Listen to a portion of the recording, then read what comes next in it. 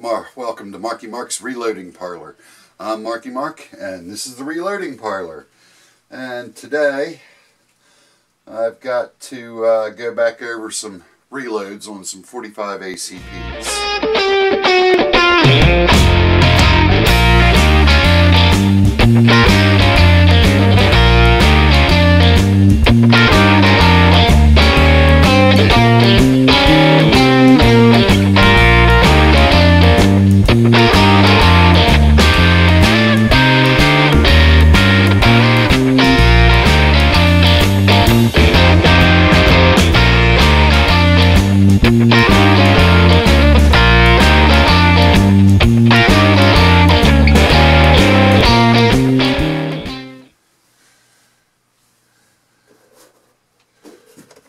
So, the crimp was awful light on some loads I did.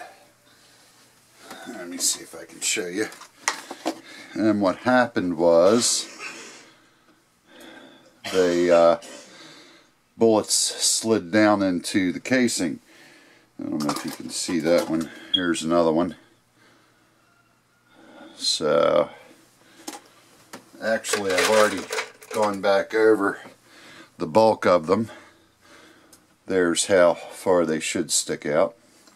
However, I've got a handful that I'm hoping I can tap out with a kinetic bullet puller and not have to take them all the way apart. Recrimp them and put them back to their overall length. So I think I got it zoomed into the work area there. So this procedure is going to go kind of like this. The cartridge goes in the kinetic bullet puller. Video bomb! Video bomb. I don't know what that was. I guess a video bomb.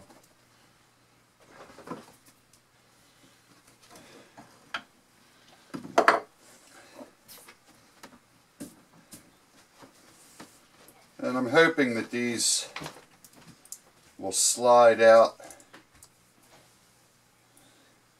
far enough, but not all the way, where I can stick them back into the press. I've already got it set up since I did the others. And let's see if we can just tap that a little bit.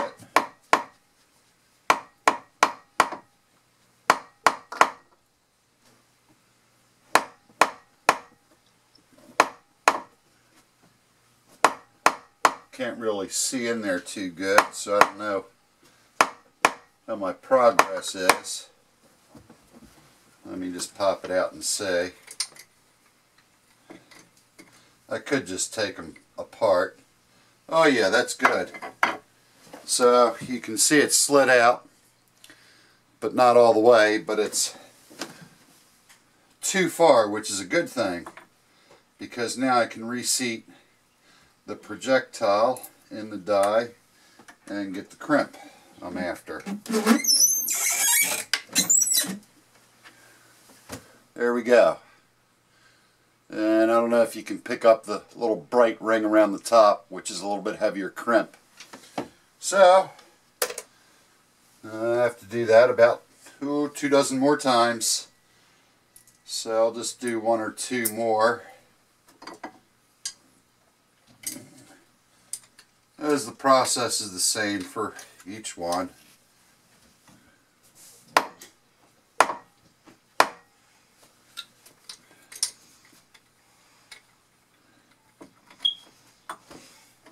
That's good. That's what I want.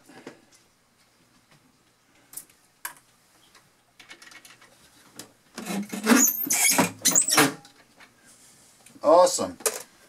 Okay, so I'm not going to bore you with the rest, but one of the things I've done here recently to the bench, this is an old desk that's kind of serves as my reloading work area.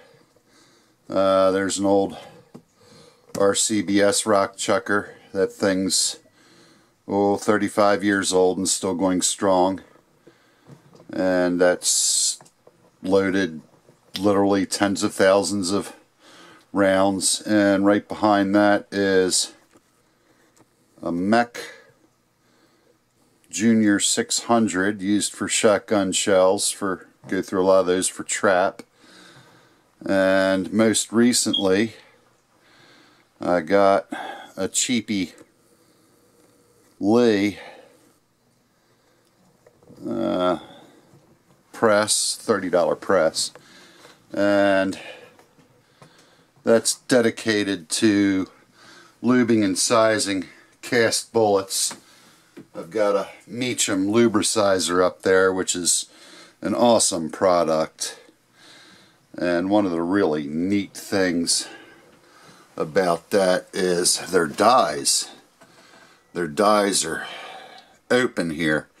That's where you insert the projectile instead of underneath typically, and that's great, especially if you're seating bullets in the case, which this die isn't meant to do, but they do make them for that. If I had to start all over again, I would buy these dies instead of the normal bullet seating die that you have to set underneath. Adjust the camera, because that's exactly what I have in the rock chucker at this moment. So what you would normally do here is, with the casing, put the bullet underneath and push it up, and you can have problems with the bullet twisting, turning, and not going in there straight occasionally. So that's a different design, away from the norm. So my reloading area here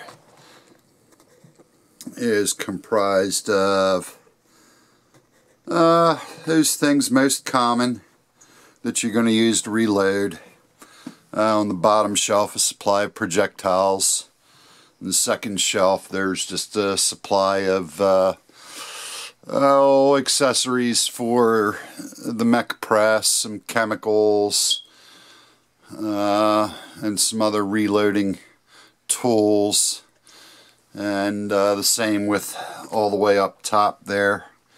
Just some other supplies that you want to have handy for reloading, a hand primer, some hand tools, etc., etc.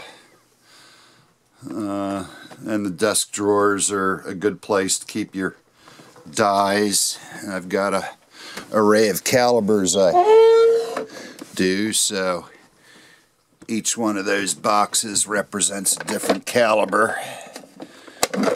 You can see there's a few of those, and there's a little, that's what comes in the kits. Of course, this is for the 45. I have the seating die in the press at the moment, but that's typical. You get 2 or 3 dies depending on whether it's a bottleneck or straight cartridge. And Lee will give you the shell holder, which is in there now, and a little powder scoop.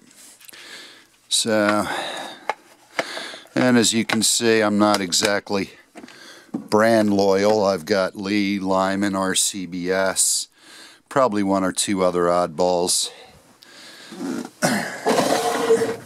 And of course there's brass scattered around and shotgun shells as well. So a lot of things I don't store at the reloading bench. Powder, a lot of brass. Just because it's bulky, there's a lot of brass involved. Some of the calibers that are not as bulky as far as quantity goes, I've got stuck in the drawers, more so for hunting or black powder cartridges.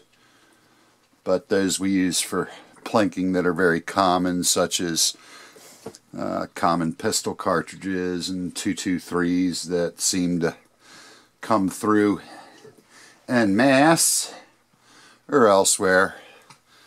So that's the reloading area in today's task. So let me wrap this up and I'll get back to work. If anybody wants to see more reloading tidbits or tips or whatever, let me know. Feel free to subscribe. We've got woodworking and gardening stuff as well as reloading. And hit the like button and we'll see you again.